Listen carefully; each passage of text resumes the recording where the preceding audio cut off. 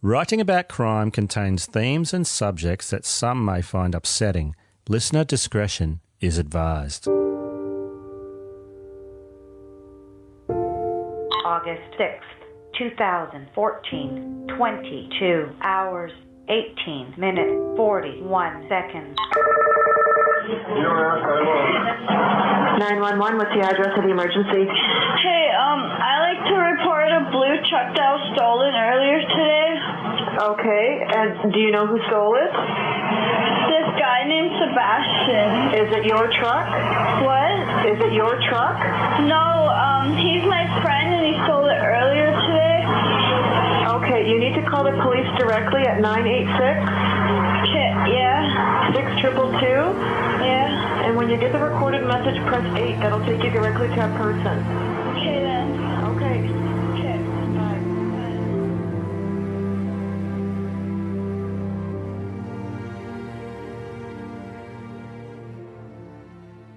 Tina Fontaine did call in to tell police that Sebastian, or Raymond Cormier, did in fact steal a truck. It set in stone the fact of where she was and what time and date she was there. Her displeasure with Raymond was enough to motivate her to make that call, and it gives us just that little nagging certainty that there was in fact a reason for Cormier to hurt her. I am Bonnie Lee, your host of Writing About Crime, and I'm searching for the disconnect in true crime cases that make them different than they appear on the surface. This is part 2 of the story of Tina Fontaine, a 15-year-old Indigenous girl whose body was found near the Alexander Docks in Winnipeg, Manitoba. Someone murdered the young girl, and today I'm looking for a reason why. So please, don't leave me. Sarah Holland and her circle were all heavily into drugs the summer of 2014, and all to a greater or lesser extent had criminal records. Sarah for assault and breach of recognizance, and was estranged from her family because she had a history of abusing alcohol and doing drugs. Tyrell had a record for common assault and had been seen 3 times previous for convictions of failure to comply with a court order. He had demonstrated a disposition for violent behavior. Ernest DeWolf had a history steeped in crime. He was convicted on a sexual assault charge back in 1987 and had 2 charges of armed robbery.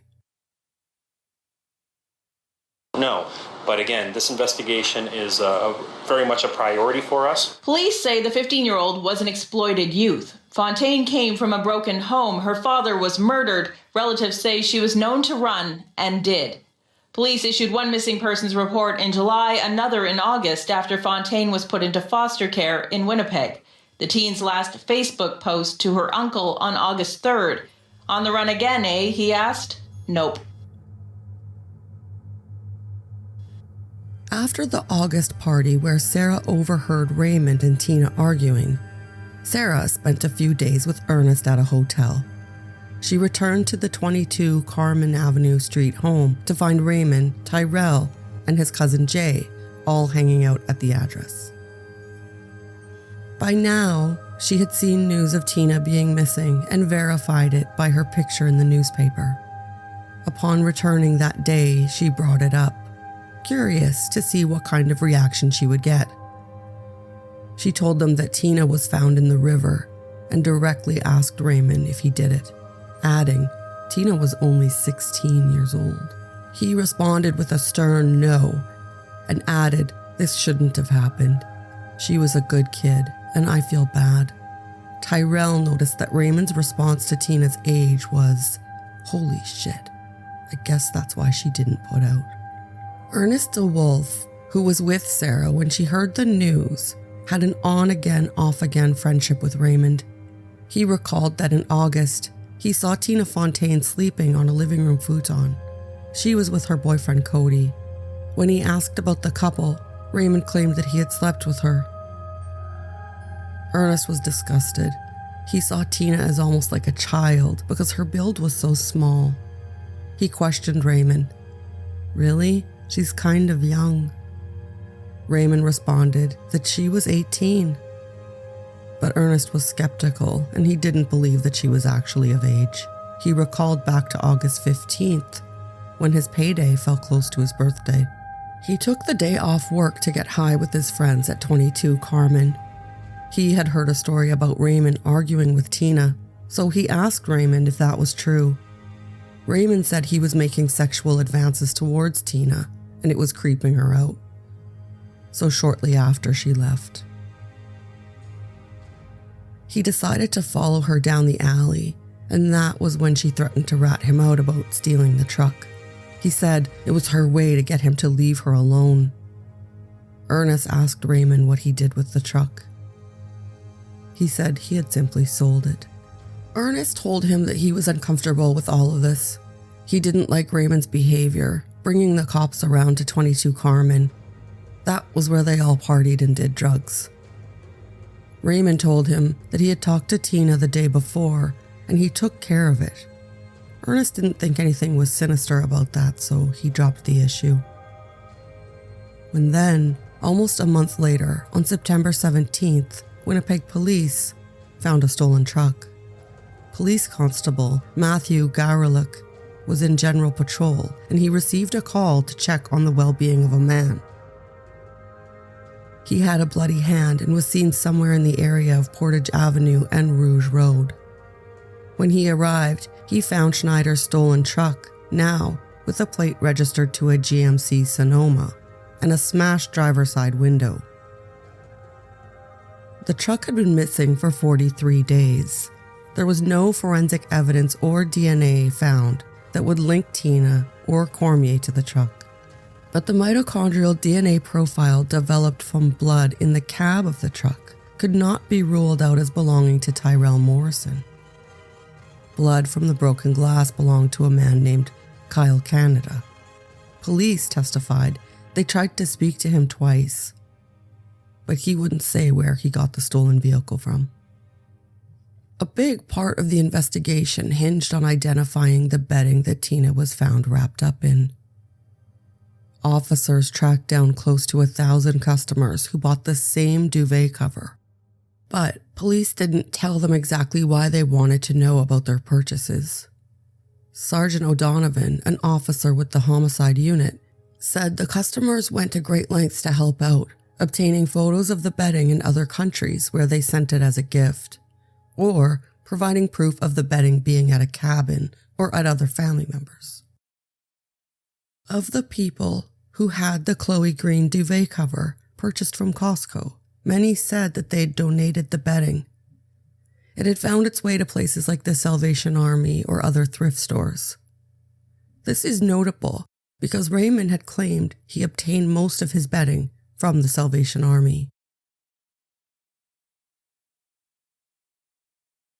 In September that year, investigators were able to locate the home in the eastern side of the city that Tina had been to several times. Tina herself was able to aid the investigation because her call to 911 established her whereabouts and who she had been with that day. Her interaction with Robert Sango on the street after making the call was also key, in that he was able to inform investigators that she had been creeped out by an older man, and she had a bad feeling that she was being followed.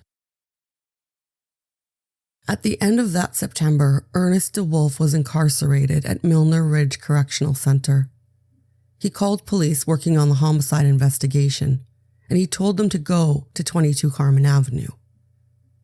He advised them to talk to Sarah Holland and her boyfriend Tyrell Morrison, as well as Raymond Cormier.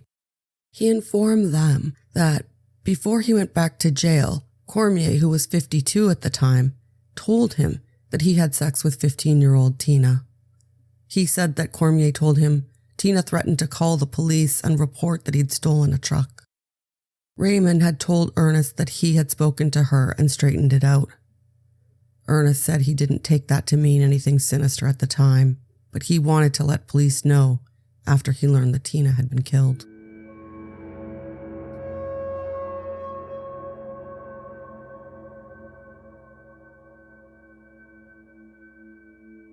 On October 1st, 2 officers drove to Milner Ridge to talk to Ernest. 2 other officers went to 22 Carmen Avenue. They wanted to interview Tyrell. When police arrived, Raymond tried to run away from them.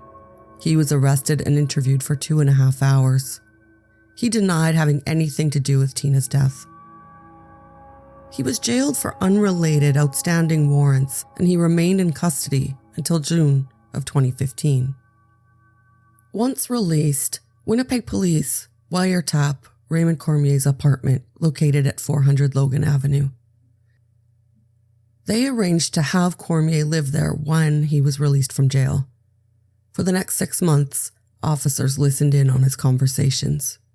An undercover officer also set up in an apartment down the hall, and he befriended Raymond, who was again using the name Sebastian. The officer, along with another female officer, staged a domestic assault to see how Sebastian would react. The female officer pretended to be unconscious, while another person carried her body out to a truck.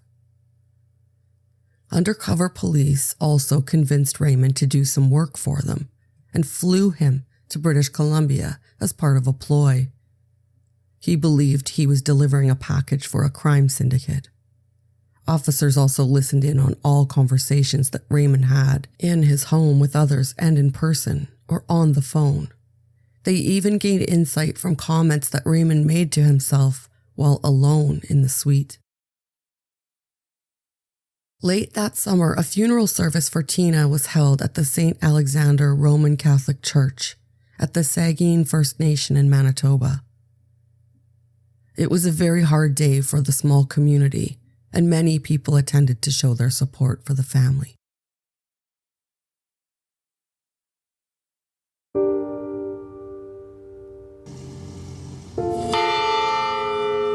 As the church bells rang on a cold gray day, friends and family embraced and wept as Tina Fontaine's casket was carried past. Her Aunt Robin Fontaine can't come to terms with the loss. She's been stolen from us, it's like, she's just so outgoing and happy. Tina Fontaine was 15 years old with a troubled past and a history of running away. She was in foster care in Winnipeg for a month when she went missing again. Last Sunday, her body was pulled from the Red River, wrapped in a bag. This is a child that's been murdered. I think, society would be horrified if somebody if we found a litter of kittens or pups in the river in this condition. This is a child, so society should be horrified. Police are investigating. Her death adds to nearly 1,200 cases of murdered and missing Aboriginal women across the country.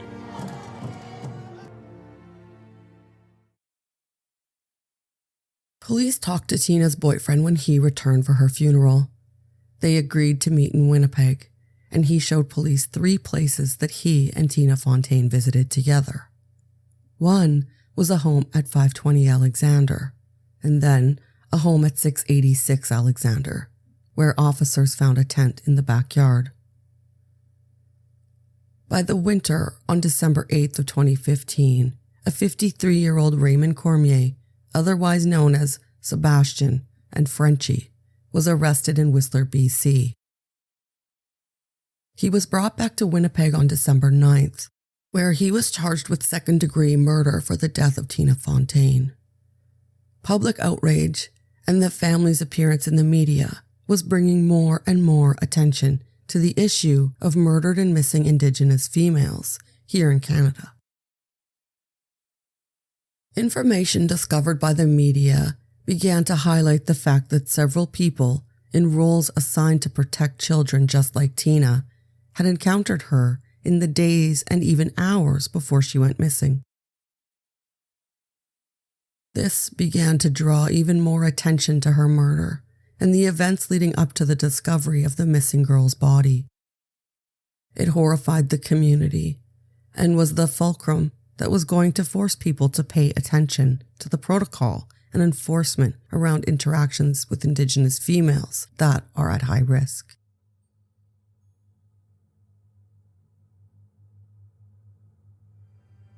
During the time between Cormier's arrest and his trial date, Raymond did something highly unusual. That November, he He spoke very candidly and openly with a local journalist about his case and how he had been set up by law enforcement for a murder that he had no part of. Katie Nicholson, a senior reporter with the CBC Manitoba's I-Team investigative unit, put in a request. She requested to the Brandon Correctional Institute that she would like to gather a comment from Raymond about his case. He had recently filed an official complaint against the Winnipeg Police Service, and she was hoping to get a line on what the reason was for that complaint. Within a matter of only hours, he responded. Immediately, he told her that he had been strongly advised against speaking with any media about his case, but it was all becoming too much. He claimed the good public was missing important details, and he wanted to set that right. He told her the Mr. Big Sting had been set up completely unjustly. The police set him up in an apartment and then sent in undercover officers to stage a mock murder. His claim was that he knew immediately that it was all a setup, and when he was asked by an undercover officer to help clean the crime scene, he was simply playing along. He noted that he was asked pointed questions about his knowledge of removing blood from walls, to test his knowledge and experience, and all the while, he was in full knowledge of who he was dealing with. Over a few years, he continued communicating with Katie, and she got to see more of what was behind the face everyone feared in the media. He made claims about his harsh childhood and how his parents neglected him. His home regularly housed boarders, and between them and his immediate family, he witnessed a lot of alcohol abuse and violence. He told Katie he started getting into trouble with the law. As time moved on, he became involved with sniffing solvents and using crack, meth, and intravenous drugs. The years of substance abuse had left him paranoid and unbalanced. Raymond confided some personal information. He told Katie that he had several brothers and sisters, but since his incarceration, only one sister communicated with him. He also revealed he had children of his own, 2 sons, of which he only spoke to one, and the other he had no knowledge of, and a daughter that he was unsure if she even knew was aware of him in any capacity. He wasn't always pleasant.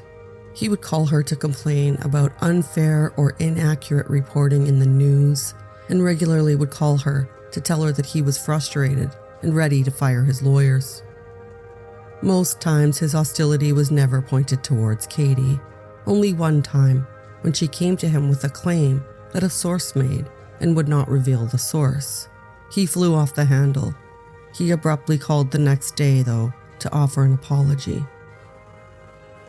She had witnessed his so-called hair-trigger temper before, so it was a thing.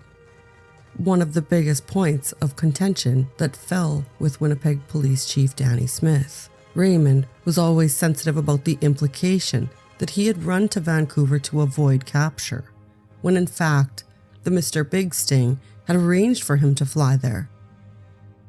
He felt that it was misleading, and it showed his serious concern for the optics the case was presenting. He didn't like the general public believing that. His main claims revolved around admissions that he had lived a criminal life and was not a saint by any means. But he would never murder a 15-year-old girl.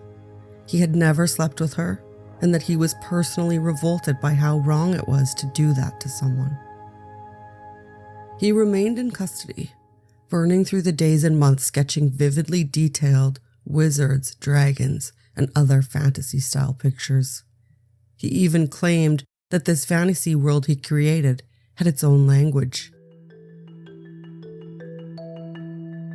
The trial began on January 29th in 2018. Raymond Cormier pleaded not guilty to the charge of second-degree murder in the case of Tina Fontaine.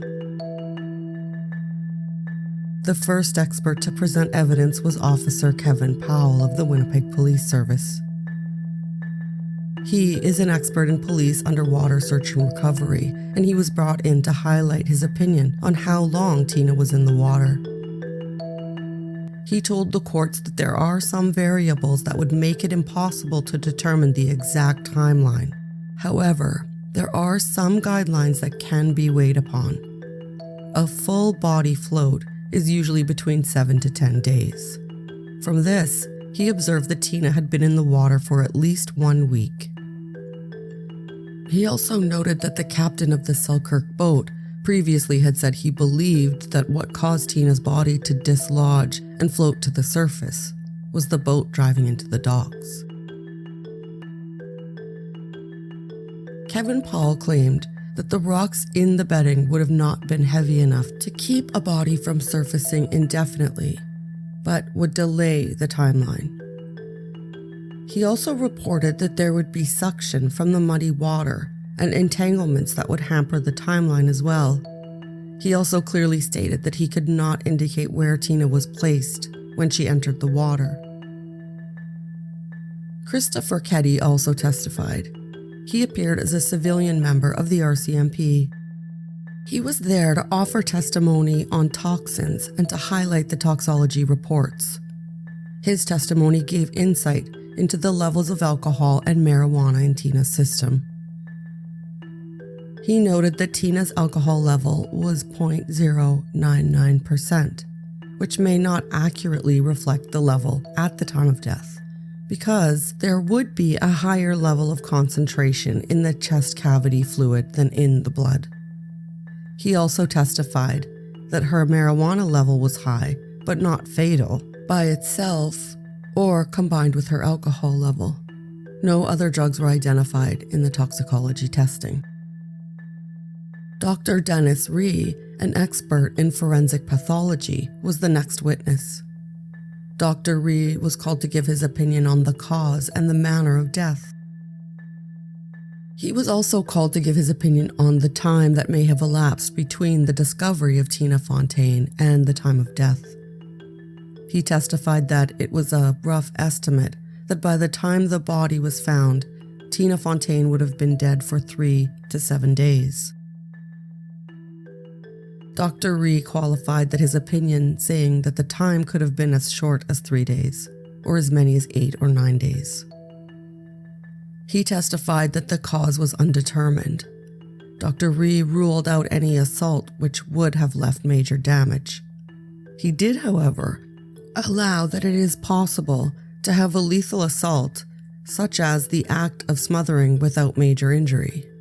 He also noted the discovery of Tina Fontaine suggests her death as highly suspicious, and that common sense would suggest that she had perished at the hands of another.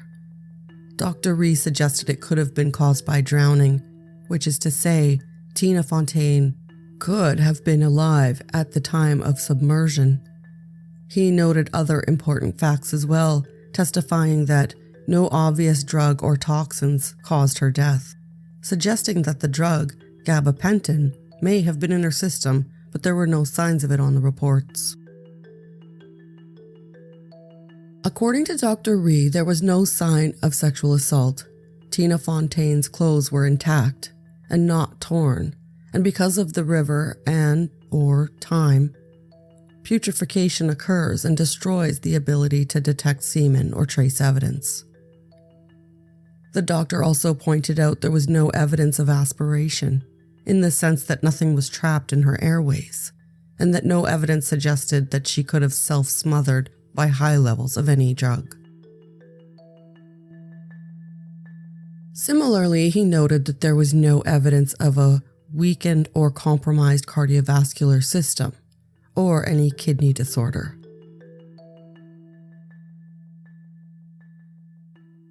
The jury also heard evidence from Constable Susan Roy Hagman of the Winnipeg Police Service. She had several years of experience and training as a forensic identification specialist. She described the case as unique, no crime scene per se, only a submerged body, which water and decomposition had affected the ability to find trace evidence. She testified that there was no forensic or trace evidence to link the accused to the duvet, the body, or the truck.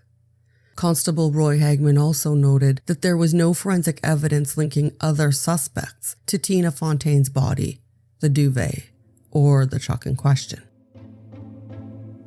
Dr. Amarjit Kahal testified as a forensic mitochondrial expert.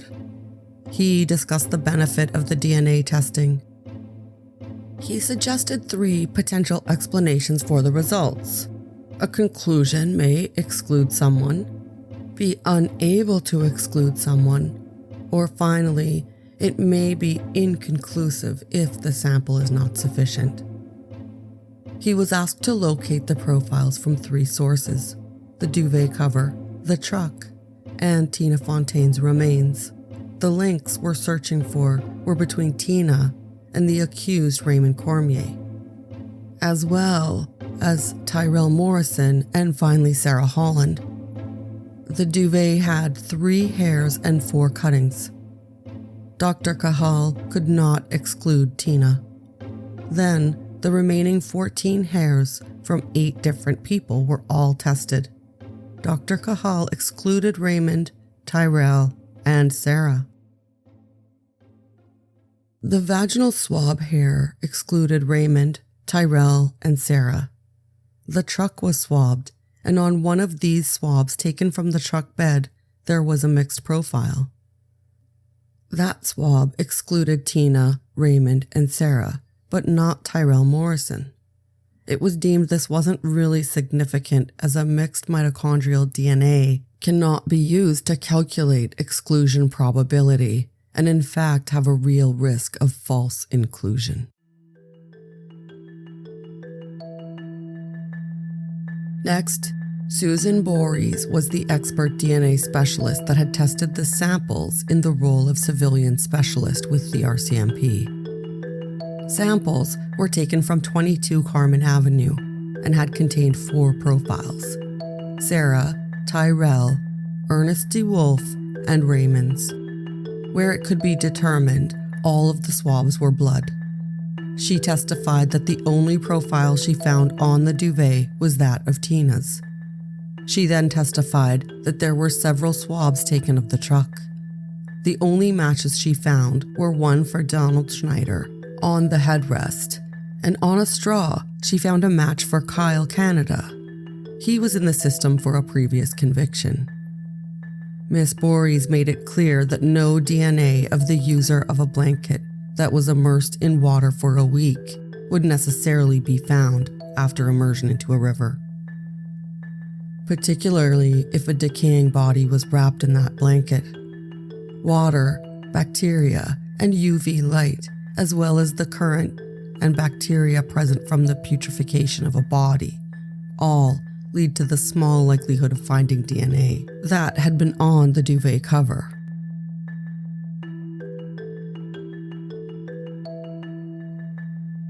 Audio was played during trial from body pack and probe intercepts.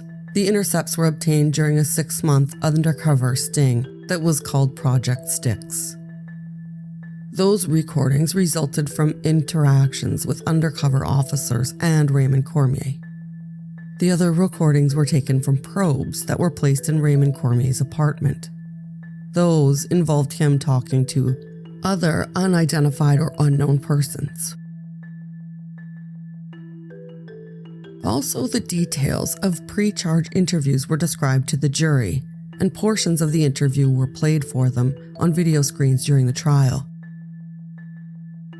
Raymond Cormier was arrested on October 1st of 2014. At 4:16 p.m., he was interviewed until almost 11 p.m. that night. One of the interviewing officers was also involved in the arrest, Sergeant Wade McDonald. Raymond protested that he was not involved with the murder, saying, "Don't focus on me, I didn't do it. And I don't know who did it. I don't even know." He described seeing Tina at Sarah Holland's and said he had sold her bike for 2 grams of weed, and that upset her. So she left angry. He followed her out of the house as she continued yelling and screaming, and so after some back and forth, he threw a bag of weed at her feet. He didn't have any other interaction or hear any more of her until he learned that she was murdered. He told the interviewers that they weren't that close. He also mused, did she get murdered after she left me, or did it happen the next day? Clarifying he was only trying to figure out who committed the murder. He told them he had only seen Tina no more than 10 times, and that the last time he saw her, it was the first time he saw her without her boyfriend Cody in their company. He was directly questioned about sleeping with Tina, where he hastily responded, no, she's 16. At first I didn't know that, qualifying that he had zero sexual contact with her, and later telling the interviewers that he hoped they find this piece of shit. He was also careful to include his disgust at being asked about having sexual contact with Tina. He claimed that would make him a pedophile. He did acknowledge that Tina threatened to call the police on the night that they were arguing outside because he had stolen or sold her bike. On questioning about the truck, he denied ever having stole a vehicle. By the second half of his discussion with police, he was less accommodating and he seemed more aggressive. He told police that he never fucking hurt that little girl. After speaking to a lawyer, he said, I'm telling you right now, I'm not the person that did that to that girl. In his statements to police, there was often a long preamble, a lot of qualifying before he would simply answer the question that they posed to him, almost as if he was making some time to consider his answers for consistency. He also remained silent or simply didn't comment for some questions. Of course, this would be fully his right to not answer any questions that he felt he didn't want to, but noted. During Project Styx, Raymond was recorded during conversations with police in several locations and with people in his living area, including out loud self-talk while he was alone. The undercover officers that recorded some discussions were Moazzin Sadir and Constable Lisa Dreger. Sadir noted that Raymond was not shy about discussing Tina, and he often raised the subject during early stages of contact with the undercover officer. He told him that he had been arrested for Tina's murder, but that he didn't do it. He said he wanted to sleep with Tina the night that she arrived at 22 Carmen without her boyfriend for the first time. When he discovered she was only 15, he was recorded saying he wasn't going to bang her no more. Then, at other times, he was recorded saying Tina Fontaine got killed because I found out she was 15, and she died because somebody didn't want to go to jail as a Skinner. Skinner is a word used in prison to describe a pedophile. Later, Raymond told the officer that if he had to do it over again, he would fuck her properly and go to jail for that, adding to the story that it's right on the shore, so what do? I threw her in. And going back, too, there may or may not be any problems, but somebody may have seen the truck. In a later conversation, he stated that unfortunately, there's a little girl in a grave someplace screaming, "Finish the job," ending his comment with, "Guess what? I finished the job." Witness evidence was difficult to pinpoint as favorable or destructive to the case against Raymond. Tyrell said that Raymond, on August 6th, had his head in Tina's lap. In one police video, Raymond confirmed his sexual interest in Tina, and in that same statement, he admitted to making comments directly to her about banging her or getting a blowjob. Ernest DeWolf said that Raymond had a duvet cover. He provided a description to the officers. He then identified the Costco Chloe Green photo, the same one that Ida and Chantel Beardy chose. Ernest claimed Raymond told him that he met up with Tina again after the August 6th argument. This may support the statement that Tina made to Kim Shute on August the 8th, telling her that Raymond and her were friends again. She was expecting Raymond to replace her sold bicycle, and she felt that things had been repaired between the two of them. She told Kim she was getting the bike from Sebastian, and then said he's a 62-year-old meth addict. Ernest said that Raymond told him he had stolen the truck with the tools. Glenn MacDonald saw Raymond in the truck as described and in possession of a bunch of tools, which later were found to belong to the owner of the vehicle, Donald Schneider. He testified that the blue Ford F-150 was stolen on August 6, 2014. The problem for this case was his character. Ernest DeWolf had a record, including a sexual assault from 1987 and 2 charges of armed robbery. As well, he was heavily into drugs during the summer of 2014. When he was returned to prison, he deemed it to be as a direct result of Raymond Cormier ratting him out. Defense counsel suggested he may have a motive to make claims about Raymond Cormier. Similarly as when Ida Beardy was asked to identify Raymond Cormier, and she looked at him and said, "That sick bastard there." The point was made that again, there could appear there was a demonstration of personal bias against the defendant. Possibly that was in fact the case. The other possibility is Ida felt that Raymond was a sick bastard. She was being upfront and honest, regardless of giving testimony in a court of law. Not a bad quality if you look at it from the other side. The prosecution's theory was that when Raymond Cormier ran from 22 Carmen on October 1st, as the police arrived to question Sarah Holland about Tina's murder, a foot chase ensued. They believed he ran because he thought they were there to see him about Tina, not because of what they termed Mickey Mouse warrants. He appeared much too afraid and determined to the officers to be running from charges of a stolen bicycle, which was his later claim. Raymond repeatedly told police that October he did not steal the truck or the tools. He delayed admitting that he had the truck and that it was stolen, and claimed it was black.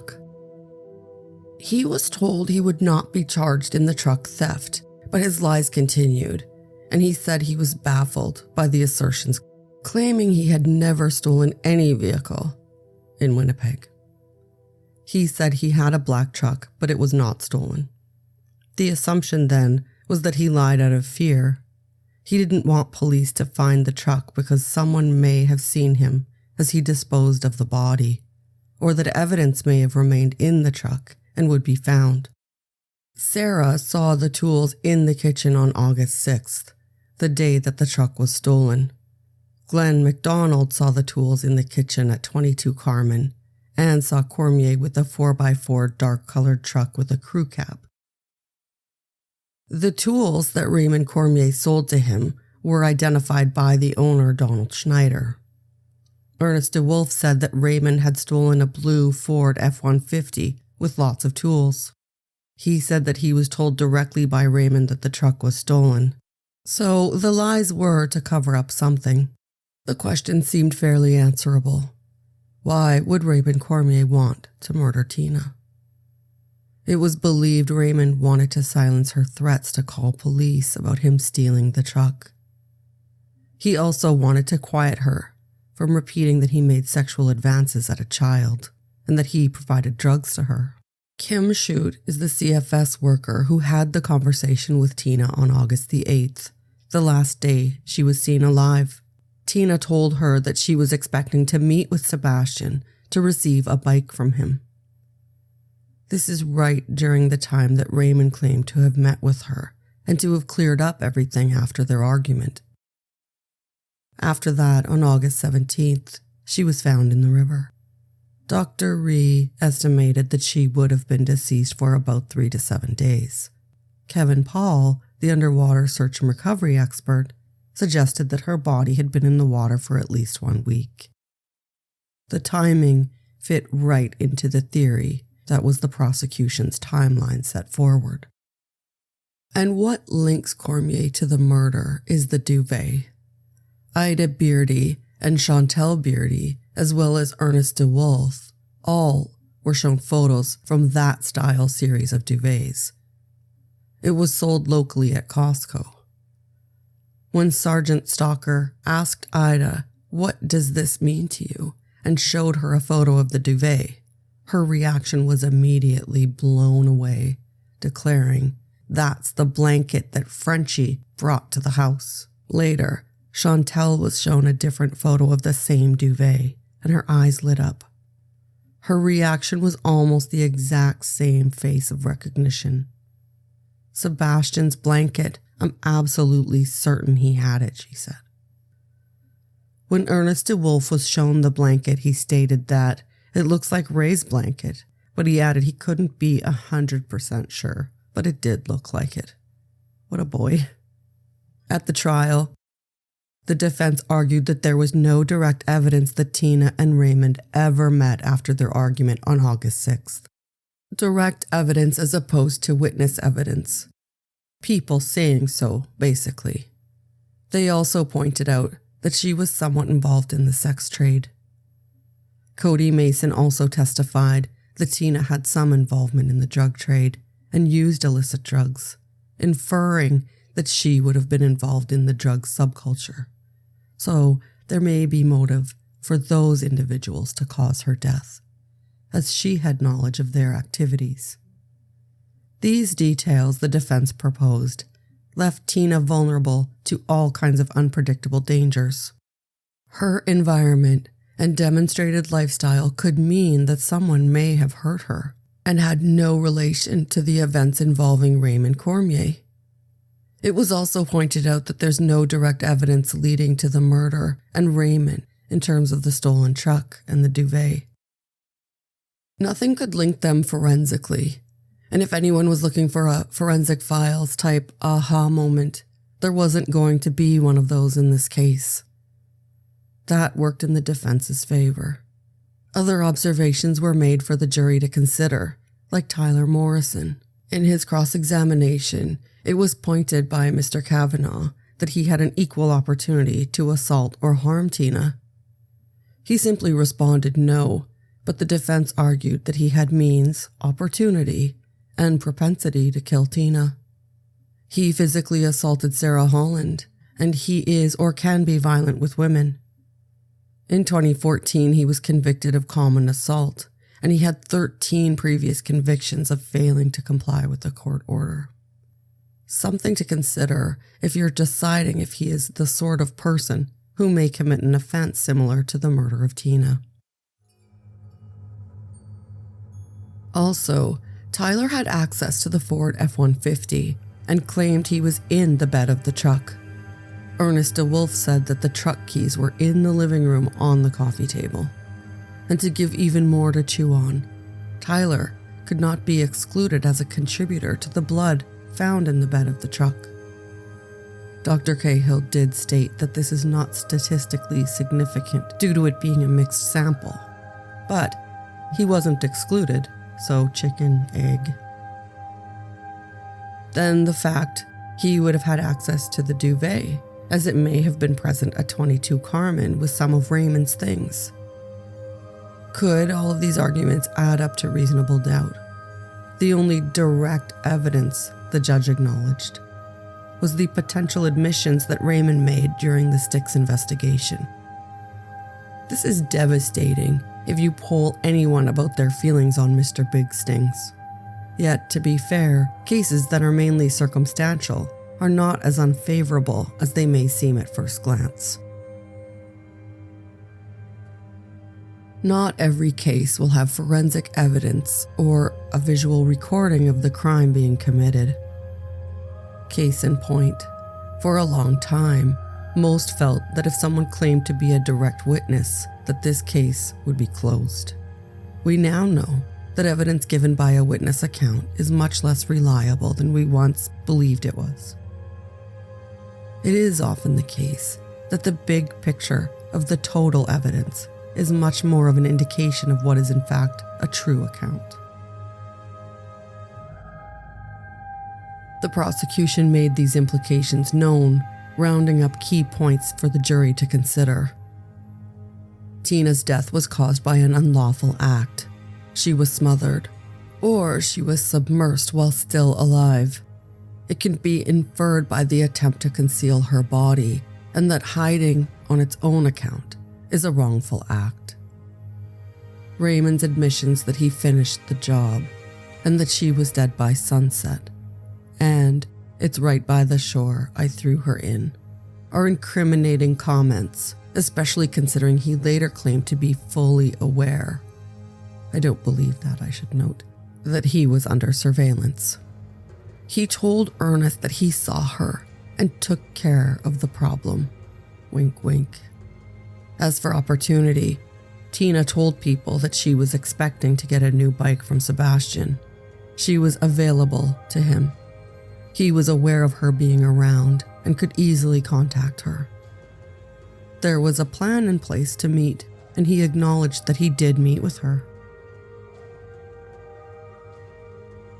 Raymond told Ernest that he had met and spoke to her after August 6th.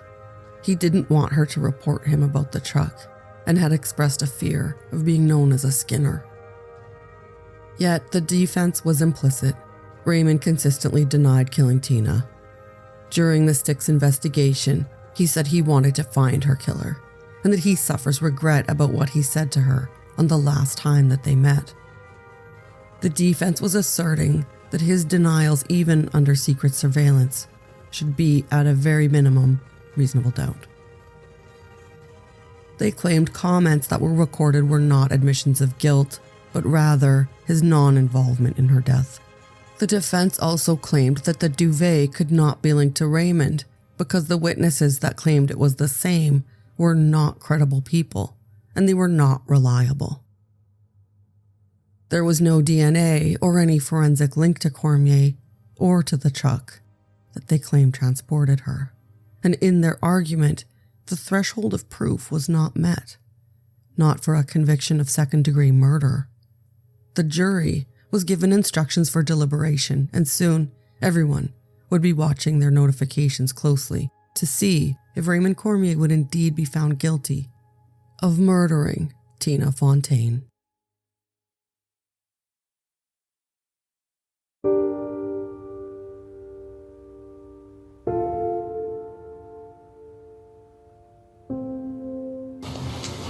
This is a very difficult and tremendously sad day for our people. This is not the outcome anybody wanted. The systems, everything that was involved in Tina's life failed her. We've all failed her. We as a nation need to do better for our young people, all of us. Indigenous people, especially for our young people.